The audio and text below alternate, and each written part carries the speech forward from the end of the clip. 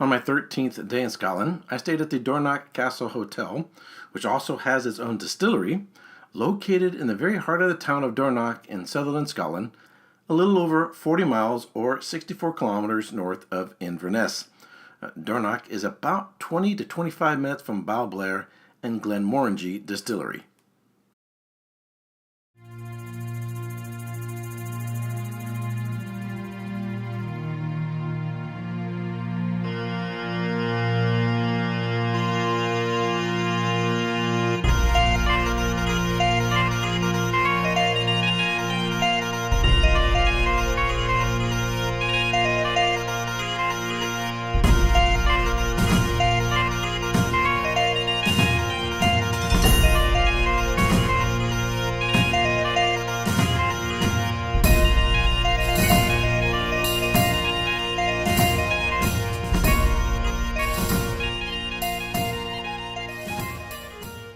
Hello, I'm Erik, and I want to thank you very much for joining me for another travel vlog for my trip to Scotland and another whiskey distillery review.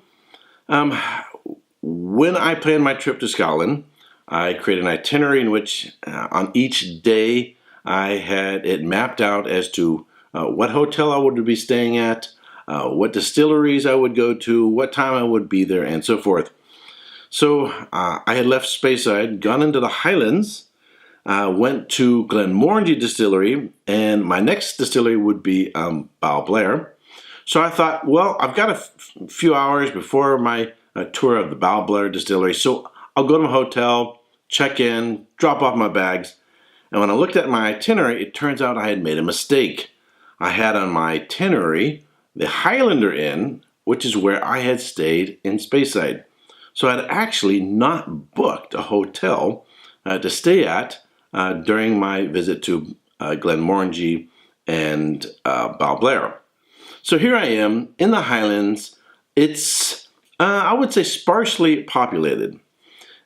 Scotland only really has two major cities, and that's Edinburgh and Glasgow, and both of those are in the south. Landmass-wise, Scotland is about the size of California, but it only has 1/8 of the population of California. So it's fairly, I would say, sparsely populated when you get up north. A lot of beautiful mountains, lush forests, beautiful rivers and so forth, but it's not a heavily populated country. So I wasn't sure exactly where I was going to go, so I just kind of said, well, I'll just drive around and see what I can find. I went over a bridge, saw a sign that said Dornoch. Not familiar with Dornoch. I thought, what the heck, I'll go check that out. Drove towards Dornoch, sort of winding down, came into a town, beautiful town, and one of the first things I saw was this castle, Dornoch Castle, and then I saw that it had been converted into a hotel. I thought, wow, this is really cool. Let me check this out and see if I can get a room. Sure enough, went into the bar and was able to book a room, and just was head over heels, really happy with the place, and that Providence had found me a place for the night.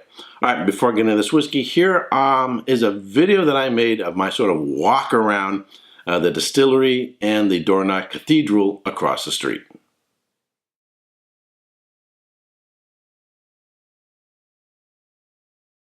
I couldn't even get an email across, let alone hope to go live. I had a decent enough connection here. I could watch videos on YouTube, so I thought I'd be able to go live, but that didn't quite work out. There was just far too much buffering. Anyway, here's the outside of the castle, and I will show you some photos that I took earlier when there was better lighting. And across the way here is the Dornoch Cathedral. This is the Church of Scotland Cathedral, and I will feed him some photos, show you around the place from the outside as well as the inside, which is absolutely spectacular, as well as the cemetery. There was a young man actually playing the organ on the inside. It was really quite moving. So I sat and listened for a little while to that.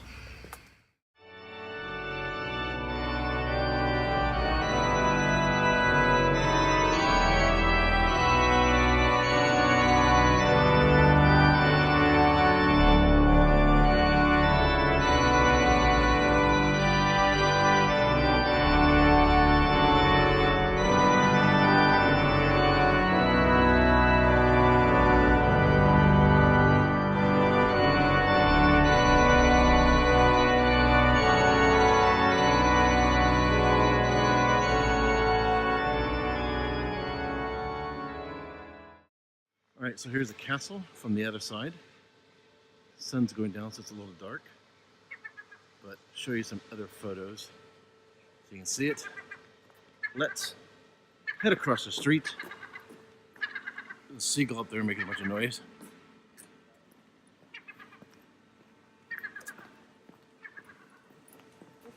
Let's head down into the bar. Sliding glass window.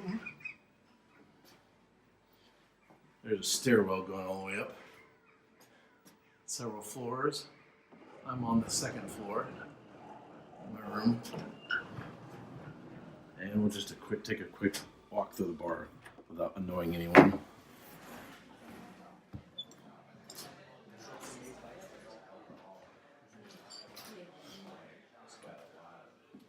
Quite an impressive collection here.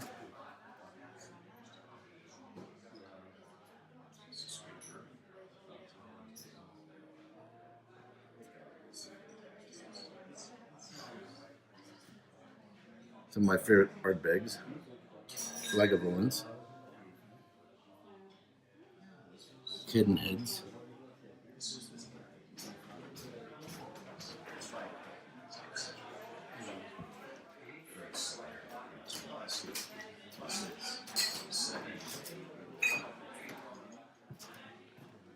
Scotch Whisky Society.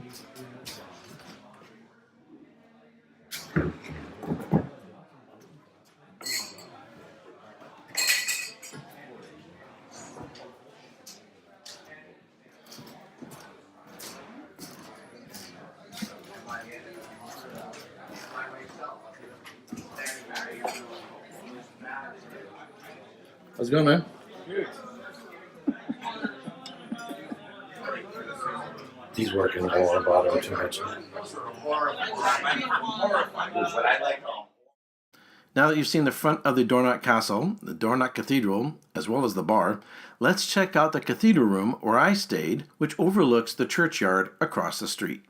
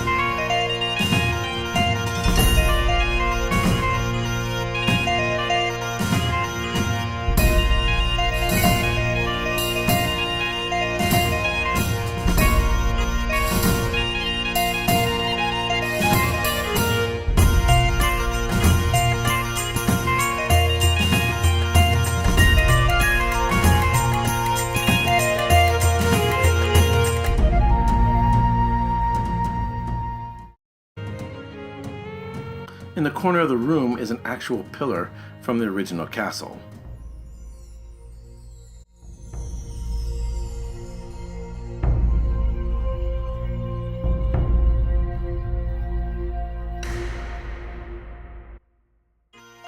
Now let's take a little tour of the courtyard and take a look at the back side of the castle.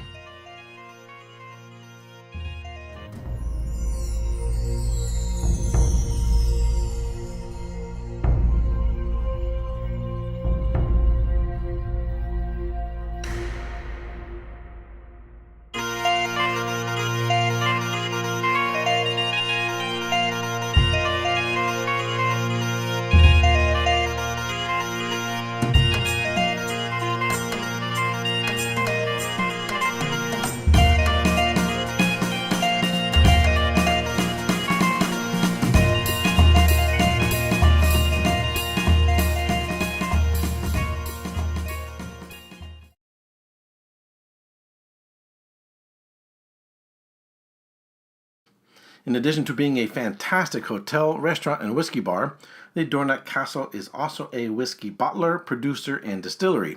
When I visited, they produced their own gin, and they had an Islay whiskey, which they bottled, and they were in the process of releasing a single malt scotch from their own distillery. The Dornoch Distillery Company was initially established by brothers Simon and Philip Thompson as Black Isle Whiskey Company. The distillery is tiny, housed in the old fire station on the grounds of Dornoch Castle Hotel. It has a set of direct gas fire pot stills, a 2,000-liter pot column still, a smaller pot column still, wooden washbacks, and a semi-ladder mash tun. With a capacity of just 20,000 liters of spirit a year, the hand-operated distillery is one of the smallest in Scotland. They use floor-malted organic heritage barley varieties to make single malt whiskies, utilize long fermentations with brewers' varieties of yeast in their wooden washbacks. While 90% of the production will be dedicated to single malt whiskey, Dornoch will also distill its own experimental gin, the botanicals for which will vary from batch to batch. Alrighty, so as you saw there, the distillery is actually about the size of maybe of a two-car garage. It is really, really, really small. They currently have a gin available, which you can buy through the website or right there from the hotel bar. They're producing a whiskey, but it's not available yet. In the pictures there, you may have seen some square boxes and may have wondered what those were, the black square boxes with the sort of silver corners on it. That's an eye still. The only place I ever saw one was in Scotland. I've seen them here in California. The Napa Valley Distillery uses them. It's a very, very, very, very modern still. Sounds like something that would be made by Apple computers, but it's not. Although it's spelled like with lowercase I and then uppercase S for still, I still. Essentially what it is, it uses the principles that were sort of developed for the Lomond still and then incorporated with a more modern still, and that it has these adjustable plates so you can adjust your new make spirit, make variances in your new make spirit. Anyway, and then they have this smaller copper still. So they currently don't have their own whiskey that they're producing available, but if you go onto the website, they are doing some independent bottlings of other distilleries, as well as producing gin. Well, when I was there, I was able to pick this whiskey up. This is an independent bottling that they sourced, and it's called Elements of Islay, and it's labeled I Heart Dornoch. It's bottled at 45% alcohol by volume, and this is a 50 cl bottle. And then on the side here it says, inspired by our love of Islay whiskey, we created peat to showcase its unique, bold, uncompromising style. This marriage of Islay single malt combines heavy smoke styles from the south with a fresher medicinal character from the north. To maintain its personality is not chill filtered and no coloring is added. Alrighty, so this, however, is not currently on the website. I don't know if it's because they never sold it through the website. I don't know if it's because it's such small production that they only made it available there at the hotel and distillery. I don't know what the story is about that, but as you can see, I've already opened it, got down below the shoulder, and I really, really like this. But I'm really looking forward to seeing what this distillery will come out with in the near future on its first release. It will probably be designated on release that they are now the smallest distillery in Scotland. All right, well, let's get into this. Really, really light in color, sort of a pale lemon in color. And if you're going to go up into the Highlands and you're looking for a place to stay, I highly, highly recommend staying at the Dornoch Hotel. The food at the restaurant was fantastic. The bar, as you can see, was quite impressive. The rooms are really, really, really beautiful. I will definitely, on my next trip to Scotland, when I'm in the area, I will be staying there again. Really, really fantastic. My only complaint, and this was common in the Highlands, download speed for internet was fine for watching videos, checking emails, but the upload speed wasn't so great, so I wasn't able to do a live video from there. But all right, let's get into this. So, I mean, typical Islay peat, I would say it seems to me like a cross between Coila and Ardbeg. It has a lot of citrus, and actually a note to it that you don't pick up a lot in whiskeys. It's sort of like a green melon note. but also green apple, a lot of citrus, lime. And again, another note that I don't typically pick up in whiskeys, particularly Islay whiskeys. It's got some spice, some mint, a lot of mint. That I typically pick up in a Laphroaig, and I picked it up in a couple Ardbegs as well. It does have that slight medicinal note as well, but almost like a Band-Aid. When you first open up a Band-Aid, you get a little cut on your hand or something, you gotta put a bandage on, and you peel that paper off, you get that little smell of the Band-Aid, kind of like that, but it's not overbearing. The smoke and the peat is really interwoven. It has a big punch of fruit. In fact, I would say this is one of the fruitiest peated whiskeys I've ever had. Now, because it's not available through the website, and I don't even know if they have it, in one sense, you might say, well, then why review it if nobody else can find and get it? One is, if they tasted this and they liked this and they thought this whiskey was a reflection of what they consider to be quality, then that tells me, or at least a little indication of their choices and their thinking about whiskeys as to what they want to do in their little distillery. Very soft, very creamy. It's at 45% ABV. But I get a slight tingle, but it doesn't have a big bite. Real long finish. What sticks around is this mint, a little bit of that sort of very fresh fruit melon, and then a nice, just, I would say, medium to medium minus waft of smoke in it. Really, really nice. All right.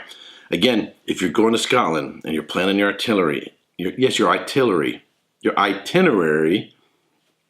you're going to be in the area, highly recommend checking out the Dornoch Castle and Hotel. I wish I'd had more time. I packed in a lot of distilleries during my trip. I would like to check out the town more. It looked like a really, really, really cool place. All right, that's it for this review and study. So my next my next stop was the Balblair Distillery. All right, if you have subscribed, I want to thank you very much. If you haven't yet subscribed, I would greatly appreciate it if you would. If you like this video, give it a thumbs up. I would greatly appreciate it if you would share this with your friends and family on Facebook, Twitter, and other social networking channels. All you have to do is go down near the like button, hit the share button, a little window will pop up, show you a menu of your other social networking channels that you have linked to your YouTube channel, and just click on that and boom, you can share this video with your friends. All right, until next time, cheers.